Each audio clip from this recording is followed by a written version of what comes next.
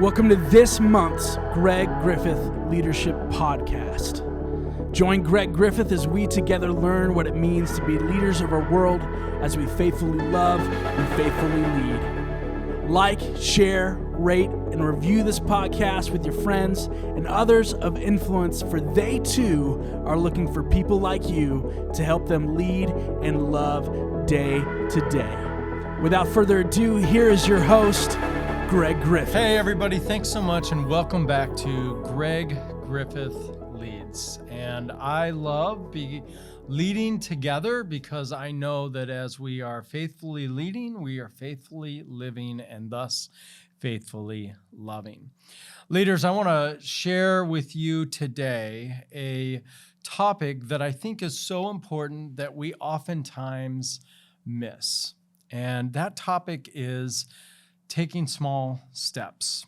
What I oftentimes see, what I did, and what I am reminded about is the fact that small steps are necessary in order to achieve large leaps. We know this. If you have ever seen the picture of, I believe it's Neil Armstrong on the moon, saying one small step for mankind, one large leap for man, right? And so these are big deals for us. I also love the saying, don't despise small beginnings and don't overlook small steps.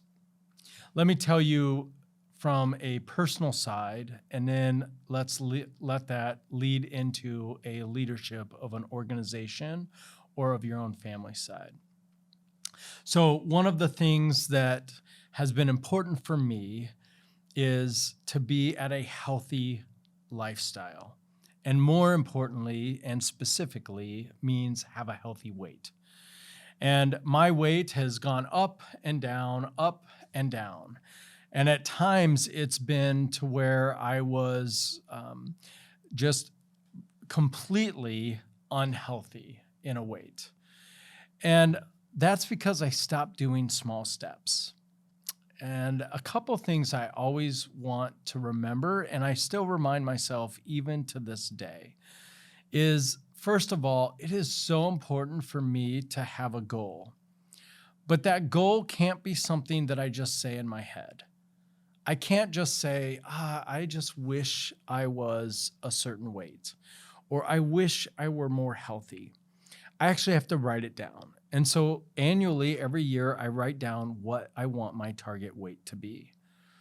The second piece of that is why it's so important for us to write the goal down is because once we write it down, it actually moves from being a dream into being a goal. Anything that we have not written down is just a desire, a wish, or a dream. And those aren't bad things, but they're not goals. So understand that. The second piece is, so then what are my small steps to achieve that goal? I can't say I want to lose 20 pounds for the year if I don't have steps for that to happen. Now, here's the first hurdle. I can always rationalize starting tomorrow. Matter of fact, I'll tell you, every single day when I wake up, I think, yeah, you know what? I'll start tomorrow. I'll start the workout regime tomorrow. I've had a lot of tomorrows that became tomorrow. So don't start with tomorrow, start with today. I believe it was James Clear who said, if your goal is to get to a gym, to build the habit in order to get to that gym, begin by just simply waking up at the time you need to wake up to go to the gym, and do that for a week. The next week, wake up at that time, your body's into the rhythm and the routine, and now just get workout clothes on and drive to the gym. The next week, get up, get clothes on, drive to the gym, and just go inside. The next week, drive, get up, drive, go inside, and now work out for just a few minutes. Build small steps of habits of routine in order to get to where your mind is now working with your goals and your body. The other thing to do is share those goals. Don't have this goal be a secret. It is so important to tell others. So I say to my wife, here's what I want to weigh. Hold me accountable that I don't want to eat sugar. Hold me accountable to getting up and getting out of bed. I tell other people. I post it on my social media feeds. I let people know what I'm doing. Here's the other piece. I let people know when I struggle. I promise you, whatever goal you will have moments where you struggle with it. It is so important for you to say, I'm struggling, I need help. Someone encourage me. And watch a crowd of fans tell you you can do this. It's so vital. And that allows you to have some accountability, right? Not to have shame or guilt, but to say, I have people that I've asked to help me in this journey. And so they're there with you. That's a good accountability. Now, let's take these steps personally and apply them to your life organizationally. Some of you that are listening to this are a pastor of a large church or a church. Some of you that are listening to this are a ministry in churches. Some of you that are listening to this are people that have jobs or are people that just simply attend our church or are around our country. So I want you to now apply this in the area that you want to see growth in your life. Maybe that's in your family. Maybe that's in your job. Maybe that's in your vocation or your ministry.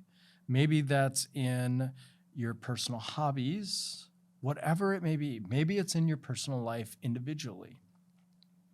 What I want you to do is I want you to write one goal down. And here's the other thing I would say. Don't fill a goal sheet and have 40 goals. That looks really great on paper, but you'll never accomplish it. Wouldn't it be better to have one goal and accomplish just one goal rather than have 3 goals and get one done? So start small and just build up. Take the small step each and every day. So maybe you have a goal that you're saying, as a leader, I this year want to meet 100 new people. Okay, first thing to do, ask yourself the question, is that a realistic goal? Can I meet 100 new people? Okay, so let's pretend that you do that and you say, no, that's not realistic. So now break it down and go, let's do 36 new people. I want to meet 36 new people this year. Now define, what does meet mean? Does it mean just simply know their name? Does it mean just an introduction? Or does it mean know them in some way? Have a relationship with them? Know something about them, what they do, who their children are, who their spouse is. Then break that further down. What does that mean? Well, if I want to meet 36 new people over this year, that means I need to meet 3 people per month. That's less than 1 person a week. If I want to meet 3 people per month, where and how am I going to meet these 3 people per month? Evaluate and look at your rhythms and your routines. What day do you go grocery shopping? Maybe you say, I go all sorts of days. Well, maybe you say, now, I'm going to go grocery shopping on Tuesdays, and I'm only going to use the lane number 3 that's always open, and it's the same person who's there. And I'm going to meet them. Maybe you say, I go out to eat with my family 1 night a week. And you say, on the 3rd week of every month, we're going to go to the same restaurant. And we're going to ask to sit in the same server's section. And we're going to get to know that server. Maybe as you walk to your job, in your office or your cubicle, you pass by someone every single time, and you've just said, hey, and you just know their name's Kevin. And maybe you say, I'm going to stop once a week at their cube and say to Kevin, how are you doing today? I'm good. What's been good about your day? Well, my wife made her famous meatloaf sandwich, he says. Oh, you're married. What's her name? Small steps and small goals to make a large leap to meet 36 new people. What I want to encourage you to do, leaders, is to look at where you want to go in your life or your organization, and to then put together the small steps and routines to achieve that goal. And as you do it, as it's written down, and as you hold yourself accountable, you're going to realize this is so much easier. Let me do one more really quickly. Maybe you're saying, I want to read 12 books this month or this year. That's one book a month. Now, don't limit yourself. I want to read 12 books. Maybe you say, I can do Audible. That's reading 12 books. So if you do 12 Audible books, then you figure out how to do that. Maybe you're saying, I like the old-fashioned to just pick up, read, and mark the pages. That's fine. Then say, I'm going to read one chapter a day. I'm going to read one page a day. Whatever it is, write the goal down and then make your plan, and you will get where you want to go. Leaders, here's the good news that I know.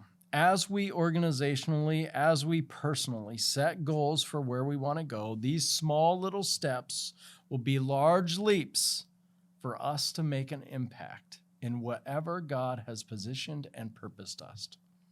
So I want to say thanks so much for listening today to this podcast. I want to invite you to like, share, rate, and review this podcast and get it into someone's friend. And I want to invite you to continue to faithfully lead as you're faithfully loving and faithfully living today, tomorrow, and forever. Have a great day, leaders. Thanks so much. Thank you for being a part of this month's Greg Griffith Leadership Podcast. Join Greg next month for leadership insights to faithfully love and faithfully lead. Now go be terrific today.